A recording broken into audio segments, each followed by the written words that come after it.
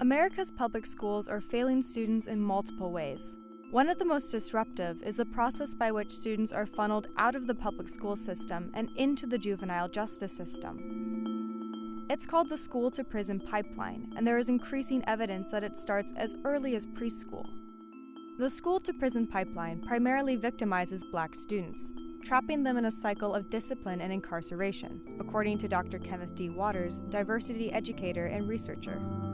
I want to believe that every student wants to overcome the societal predictions of what's placed on them because of their race, sex, and the socioeconomic status. Increasingly, schools are cracking down on small offenses, such as cutting class or being disrespectful. This is supposed to discourage more serious infractions, like drug or weapons possession.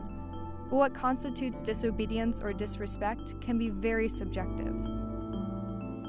A study in Texas found that 97% of the state's suspensions were for subjective reasons, made at the discretion of school administrators. And Black students were 31% more likely to receive discretionary suspensions than white students. It obviously affects the individual who is actually entering the penal system, but you're affecting communities, you're affecting the economy, you're affecting families, you're affecting school systems. The disparity can start as early as preschool, when 48% of preschoolers who are suspended more than once are Black. Black students are 3 times more likely to be suspended or expelled than their white counterparts. And Black girls are suspended at higher rates than girls of any other race. I want to believe every student is destined for success. They want to achieve, but more times now, we can't control certain things that happen in their homes. I had a student years ago, by the time they got to school, they said, hey, I walked through a crack house facility, prostitution. When I get here, I walk through a metal detector and people bother me. And I haven't eaten since lunch yesterday. And you're asking me to sit here in class and learn? There's a challenge. When students are kept out of school as punishment, they miss lessons and assignments and fall behind academically. They are also more likely to be disciplined again, which can lead to further problems. The Texas study found that students who had been suspended or expelled were twice as likely to drop out. Adding to the problem, police officers stationed inside schools to prevent serious crimes. When these officers react overzealously to minor infractions, they make small problems worse. Schools with officers have 5 times as many arrests for disorderly conduct as schools without them. But there are solutions.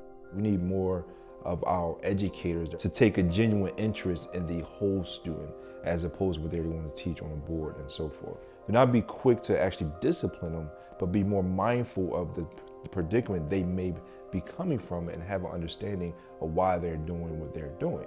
Now, I'm not saying take away the discipline, but as you're adding that disciplinary act or that consequence, you're explaining, why am I doing this? You're explaining the reason I am disciplining you is because this happened and this is how you can fix this down the line. I'm showing a genuine interest of actually being restorative and helping you and moving forward so this won't happen again and be repeated. There are also proactive solutions, including hiring school guidance counselors instead of more police officers. Experts like Kenneth say the best way to prevent incarceration is to provide more equal educational opportunities and to create environments that support all students.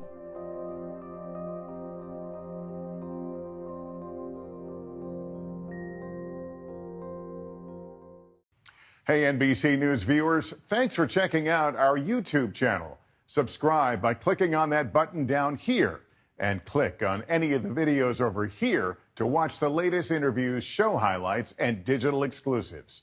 Thanks for watching.